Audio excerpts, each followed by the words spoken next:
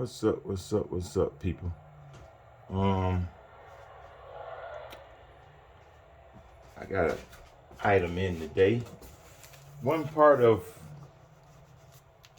I guess I say two. If I can do the thumbnail thing right, I will. If not, you'll see it when I see it. We got our usual papers in, but you know where that goes. We got some scraps.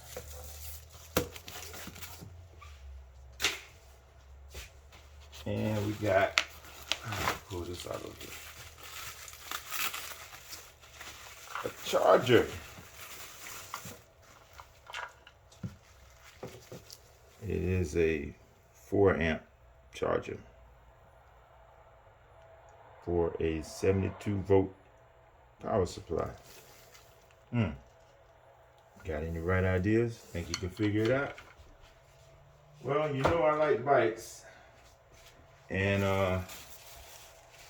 here last year, I'm gonna say last year because it's been a year since I rode. I mean, I went to the beach and I rode a little bit, and that was good. I rode the Hulk, well, some of the Hulk, and I want to get back into riding. And there's two parts of going to work on my bicycle that gets me. Early in the morning, there's an incline here. I don't know how much incline it is, but it gets me early in the morning. A lot of people say, well, that's a good pump. Well, it might be a good pump, but I don't want to be tired when I get to work. So working out and being tired is two different things. But anyway, and then when I get off, it's another hill that I have to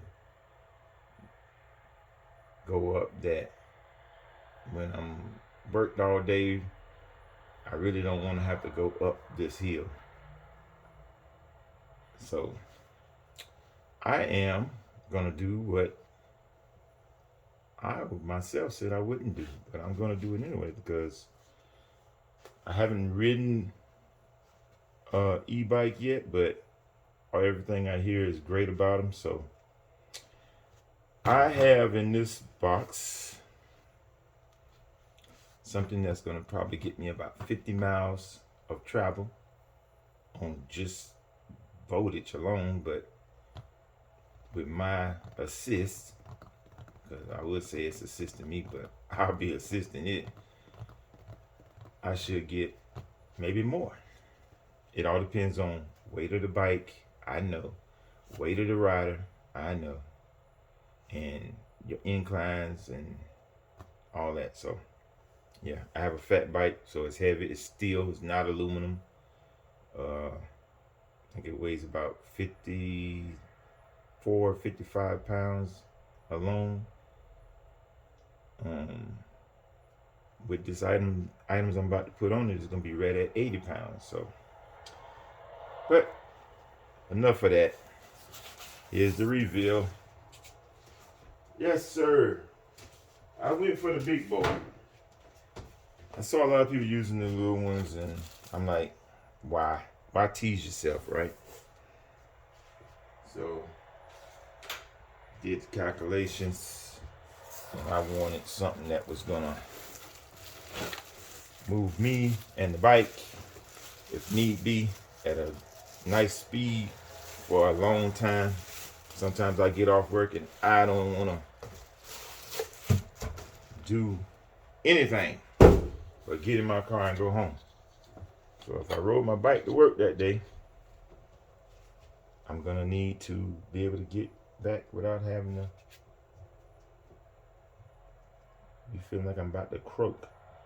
Plus it deters you from wanting to ride. Of course, flat areas, I'm gonna cut it off. That's what I say. I'm gonna cut it off and just pedal myself to get my exercise in. But yeah, this is the 52 amp triangular 20 amp hour battery. It's the new version. I know the old version had a little flip switch. This one has the flat switch, and I'm going to tell you I like this because if you're riding, you don't want to hit that switch accidentally. With this, I can see why they changed because you can't hit this accidentally. When you put it on, it's on. I pushed it in just now, so the battery is active. Of course, hopefully not going to ground out any kind of way. And let's see what kind of charge we got.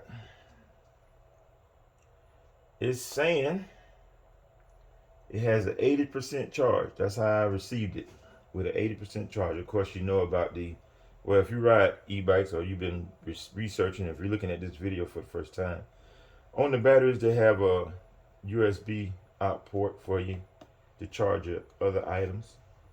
Pretty sure they must have a step down in there some kind of way, because this is, like I say, 52 volts, so you don't want to blow your stuff up. And of course, you saw the power guide there. When you have everything hooked up, though, you won't be using that guide because it'll come up on your display meter. Over here, you have your charging port. That's how you charge it. And your off and on button. I just cut it off. Now, my thing on this is, you look at the instructions, it says, do not get wet. Do not submerge in water. In other words, they're telling you that this is not waterproof. So how do you have it on a bike? I don't get it. But anyway, see, don't ride in the rain. Well, not ride in the rain, but don't, be in the rain with it or whatever. But so now I'm thinking of having to make a cover so that if I happen to get caught in the rain, it'll at least run off of it and not penetrate it. You notice I've been doing some of those holsters with that Kydex plastic, and you can get some big sheets. And what I think I'm gonna do, I'm gonna take, and I saw somebody else do this on YouTube. I can't remember his YouTube name, but I'm gonna cover my frame where this fits in between the frame. I'm gonna take the Kydex plastic and put it on the frame, cut out a piece, and I'm gonna mold it down onto this to hold it in place. And I'll probably do something else to, instead of those scraps, I don't like that. I'll do something else out of some metal that slide in there and that I can attach to the frame and slide it in one way, and then have the plastic bolt down onto the frame and hold this in place. Some of you who follow e-bikes, you know what I'm talking about. You've seen the motorcycle e-bikes that got the cover plate and covers everything. So probably try to do something like that and have my cover go all the way over, so if it does happen to rain, it'll just rain down the cover and not get on the battery. But yeah, that's one part. Of course, I'm using a mid drive. I'm not gonna go with the wheels drive because I hate to give up my wheels, and the only size I saw them have is like a 3.5 inch. My rims are 4 inch, and I like my rims because I had to go back and do some things to even get my rear wheel back, because I added a cassette system in there, and the wheel I had that had the cassette in it, it didn't have, it had a 3.25 rim, and it just didn't look right, looked dinky on the bike. So I re-spoked my original rim with that cassette. So now I have a cassette through axle in the back of my Mongoose bikes. I have two of them. So one's a Malice, one's a Dynamite, but the only difference is it's the color. Frames are the same, but obviously I did my own little things to them. But yeah, I'm gonna convert both of them to mid drive, because mid drive gives you the option of keeping your drivetrain and your gearing. And I have some really high gears. I got a 46, and that helps me climb the hills. I mean, I climb myself, but with that 46 and this puppy, yeah, I'm pretty sure I go up that hill with no problem. But anyway, that's my video. I will try to do an install video. I saw a few with the Dynamite and the fat bikes, and I'm gonna do me a video on that and give you a idea of what my range is. I keep trying to look for stuff with people showing the ranges and they don't have it because different situations calls for different things, and I understand that, but at least show us what the range is with you being X amount of weight and your bike being X amount of weight and the system you have set up and how long it took you.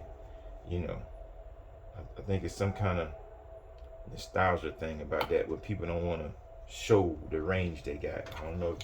It might be bad range. You might have it and only get 20 miles or 10 miles and you're supposed to get 80 and they're not saying. I don't know, but I'm going to find out and I'm not going to be shy to post how many miles I can get to a charge. So, like I said, that's one part. And when I get the rest in, we will make it happen. All right. Have a good one.